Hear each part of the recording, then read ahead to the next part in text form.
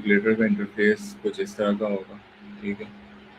Calculator के अंदर basically 2 line display होगा। फर्स्ट लाइन में आप जो बटन्स प्रेस कर रहे होंगे इसके अकॉर्डिंगली जो आउटपुट आ रहा होगा वो आपको दिखेगा, लाइक 7859 प्लस 85, ठीक है। एंड देन जब आप इक्वल टू पे क्लिक करेंगे तो नेक्स्ट लाइन में आपको उस एक्सप्रेशन का आउटपुट मिलेगा, ठीक है। तो आपने इसी तरह बनाना है कि आपके पास 2 लाइन्स आ रही हैं। फर्स्ट लाइन में आपको एक्सप्रेशन दिख रही हो एंड देन सेकंड लाइन में आपको उस एक्सप्रेशन का आंसर दिख रहा हो, ठीक है। स्टैंडर्ड जिस तरह कोई भी एक सिंपल कैलकुलेटर वर्क करता है इस तरह करना है हमें, ठीक है।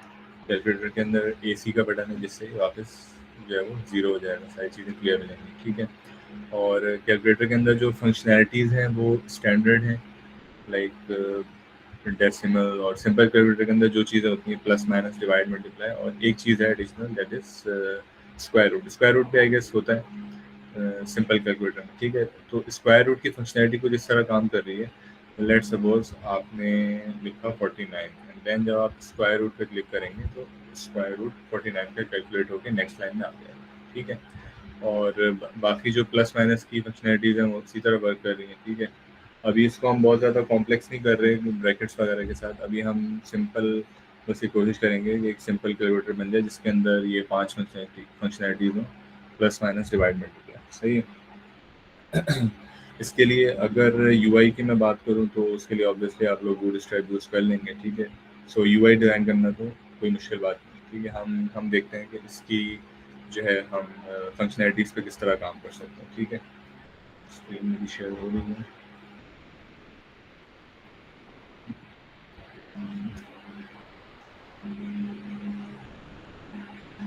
अच्छा, इस असाइनमेंट के लिए अप्रोच हम ये लेके चलेंगे कि सबसे पहले तो हम कुछ बटन्स क्रिएट करेंगे, ठीक है। और बटन्स के ऊपर जो है हमारा फंक्शन कॉल है, ठीक है। और फंक्शन कॉल जो है हम करके उस फंक्शन के अंदर अपनी सारी लॉजिक लिखेंगे, सही है। हम स्टार्ट करते हैं। ये पुराना वाला कोड है, फिलहाल के लिए मैं इसको रिमूव कर देता हूँ।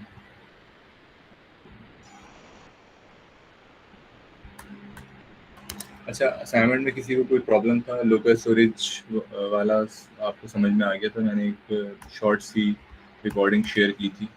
क्लास में किसी ने पूछा था, फिर जो है वो जहन से निकल गया था। तो क्लास एंड करने के बाद जो है ना मैंने एक छोटी सी रिकॉर्डिंग कर दी थी आप लोगों के लिए। सो आई होप आप लोगों को जो है ना चीज़ें क्लियर हो गई होंगी। अगर अभी भी किसी का कोई क्वेश्चन है लोकल स्टोरेज के हवाले से तो प्लीज़, या अगर असाइनमेंट को लेके कोई क्वेश्चन है, कोई चीज़ अनक्लियर हो अभी तक तो प्लीज़ आप लोग पूछ सकते हैं।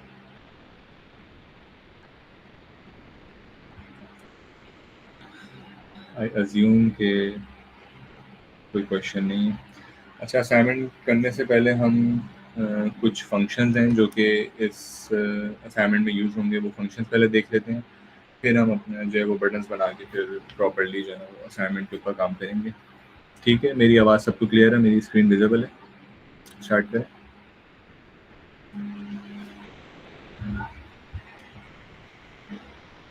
ठीक है, आई अज्यूम सबको आवाज़ आ रही है मेरी, ठीक है। अच्छा, सबसे पहले तो एक फंक्शन है हमारे पास दैट इज इवैल्यूएट। तो इस कैलकुलेटर के असाइनमेंट में हमारी एक्सप्रेशन जो इवैल्यूएट होगी वो इस फंक्शन के थ्रू होगी, ठीक है। अब ये फंक्शन क्या करता है, इस फंक्शन के अंदर आप कोई भी एक्सप्रेशन लिख सकते हैं, 1 + 32 / 5, ठीक है। और इवैल्यूएट करके ये आंसर जो है एक आंसर आपको रिटर्न कर देती है। वो आंसर जो है आपने वेरिएबल के अंदर रखना है, राइट। वेरिएबल को आप कंसोल करेंगे तो यहाँ पे आप देखेंगे आंसर इस एक्सप्रेशन का आ गया, सही 7.8। तो इसी तरह हमने ये करना है कि जब जब कोई बटन जो है वो क्लिक हो रहा है, तो बटन के क्लिक होने पे आपने जो है वो एक एक्सप्रेशन बिल्ड करनी है, और जब इक्वल टू का बटन क्लिक हो रहा है तब आपने उस पूरी एक्सप्रेशन को इवेलुएट करना है, सही है। किस तरह करना है वो भी देखते हैं आगे चलते हैं। अच्छा, इसके अलावा एक स्क्वायर रूट निकालने के लिए एक फंक्शन है, math dot square root. Math basically एक पूरी लाइब्रेरी है जावास्क्रिप्ट की जिसके अंदर और भी अगर आप साइंटिफिक कैलकुलेटर बनाना चाहें तो बना सकते हैं, क्योंकि मैथ की लाइब्रेरी के अंदर और भी बहुत सारी फंक्शनलिटीज़ मौजूद हैं। लाइक आप देख सकते हैं साइन, कॉस, टेन, पाई, स्क्वायर रूट, सही। सो फिलहाल के लिए हम स्क्वायर रूट यूज़ करेंगे। सही है, मैथ डॉट स्क्वायर रूट, क्योंकि हमें एक स्क्वायर रूट की फंक्शनलिटी चाहिए, उसके लिए हम ये फंक्शन यूज़ कर लेंगे मैथ डॉट स्क्वायर रूट। ठीक है, सो मेजरली कैलकुलेटर के असाइनमेंट में सिर्फ और सिर्फ दो फंक्शन ही यूज़ हो रहे होंगे, एक इवेलुएट का और सेकंड वन जो है वो मैथ डॉट स्क्वायर रूट का। सही है, मैथ डॉट स्क्वायर रूट के अंदर आप लेट्स सपोज 49 देते हैं, अगेन ये आंसर रिटर्न करता है। अभी के लिए मैं डायरेक्टली कंसोल लॉग करवा लेता हूँ पूरे मैथ डॉट स्क्वायर रूट का। सही है, सो आप यहाँ देखेंगे हमारे पास आउटपुट आ गया है 7। ठीक है, अच्छा अब थोड़ा सा आगे बढ़ते हैं, हमें बटन के क्लिक के ऊपर किस तरह एक्सप्रेशन बिल्ड करनी है। सही है, इसके लिए कुछ एक दो बटन्स बना लेते हैं, सारे बटन्स मैं नहीं बनाऊंगा, तो ये जस्ट एक से दो बटन्स हम बना लेते हैं। और क्लिक, सही,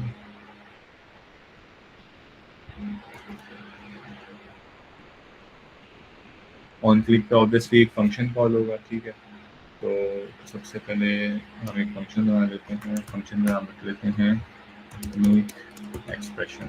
सही है, अच्छा ये फंक्शन ये करेगा कि जैसे जैसे बटन प्रेस होंगे तो ये पूरी एक्सप्रेशन बिल्ड करेगा एक वेरिएबल के अंदर। सही है, और उसके बाद इक्वल टू पे क्लिक करने पे हम उस पूरी एक्सप्रेशन को इवेलुएट करेंगे। सही है, अब फंक्शन कॉल कर लेते हैं ऑन क्लिक पे मेक एक्सप्रेशन का। सपोज इस बटन पे मैंने लिखा 1, इस पे लिखा 2। एक और बटन मैं बना देता हूँ जिसमें मैं लिख देता हूँ प्लस।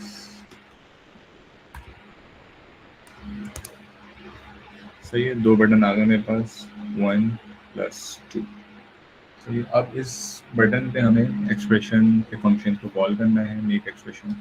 अच्छा उससे पहले मैं एक ग्लोबल वेरिएबल बना दूंगा। सही है, उस वेरिएबल का मैं नाम रख दूंगा एक्सप्रेशन, और उस एक्सप्रेशन के अंदर मैं एम्प्टी स्ट्रिंग को असाइन कर दूंगा। सही है, एम्प्टी स्ट्रिंग असाइन हो गया। अब हमें करना ये है कि जैसे जैसे जब हम बटन को प्रेस कर रहे हैं तो हमें इस एक्सप्रेशन के अंदर जो है बटन से जो वैल्यू आ रही है वो पास करनी है। ठीक है, अब जैसे ये बटन जो है, इस बटन पे आप देख सकते हैं मैंने क्या लिखा है 1, तो मैं यहाँ से बटन को पास कर दूंगा 1।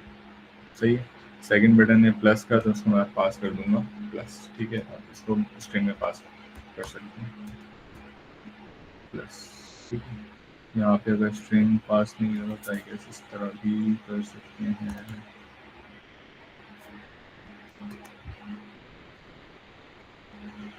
Let's see, I guess syntax error है। चलिए अभी के लिए हम सिर्फ प्लस को रहने देते हैं, देखते हैं हम हमें ये प्लस जो है फंक्शन के अंदर मिल रहा है नहीं मिल रहा है। ठीक है, अच्छा फंक्शन को एक आर्गुमेंट पास किया, आर्गुमेंट यहाँ से रिसीव भी करना पड़ेगा।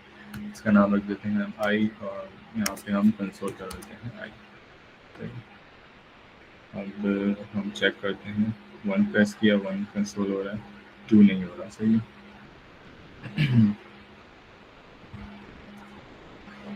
इसको सिंगल कोटेशन कर देते हैं। सही है, इसको सिंगल कोटेशंस के अंदर कर लिया। अब मैं प्लस का बटन क्लिक करूँगा, मेरे पास प्लस आ रहा है। ठीक है, अच्छा अब हमें करना ये है कि इस एक्सप्रेशन के अंदर जो है हमें जो भी वैल्यूज़ बटन से आ रही हैं उनको बिल्ड करना है। लेट्स सपोज अगर किसी ने 1 प्रेस किया है, सो इस फंक्शन का काम ये है कि इस एक्सप्रेशन के अंदर जो है वो 1 डालना। ठीक है, 1, अगर प्लस तो प्लस, उसके बाद 2 प्रेस हुआ है तो 2 डाल दें। सही है, इसके लिए हम क्या करेंगे, हमने लेना है एक्सप्रेशन को रीअसाइन करना है, एक्सप्रेशन इक्वल टू आई। सही, इसके बाद हम एक्सप्रेशन को कंसोल कर आगे देख लेते हैं कि एक्सप्रेशन के अंदर क्या आया है। एक्सप्रेशन सही, इसको डाल देते हैं,